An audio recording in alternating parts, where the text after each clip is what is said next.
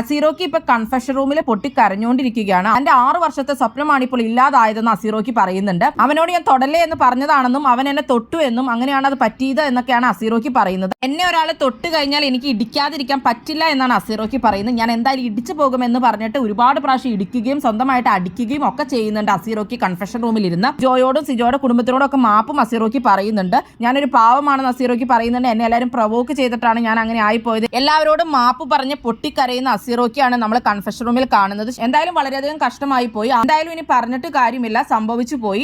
ചെയ്തത് വലിയൊരു തെറ്റ് തന്നെയാണ്. 6 വർഷം അസീറോക്ക് ബുദ്ധിമുട്ടി ഇതിലേക്ക് എത്തിയിട്ട് ഒരു നിമിഷം കൊണ്ട് എല്ലാം ഇല്ലാതാക്കിയിരിക്കുകയാണ്. അസീറോക്കിനെ വളരെയധികം തന്നെ സിജോ പ്രൊവോക്ക് ചെയ്തിട്ടുണ്ടായിരുന്നു. അങ്ങനെ തന്നെയാണ് അസീറോക്ക് റിയാക്ട് ചെയ്തതും. സിജോ എന്തായാലും അസീറോക്കിയുടെ വീക്ക് പോയിന്റ് തന്നെ പിടിച്ചു. അങ്ങനെ അസീറോക്ക് അതിൽ വീണു. മുടിയനും അർജുനും ഒക്കെ വളരെയധികം വിഷമത്തിൽ തന്നെയാണ് ഇരിക്കുന്നത്. കാരണം അവർ അസീറോക്കിയായിട്ട് അടുപ്പമുള്ളവരായിരുന്നു. മുടിയൻ അവിടെ ഇരുന്ന് പൊട്ടിക്കരയുന്നുണ്ട്.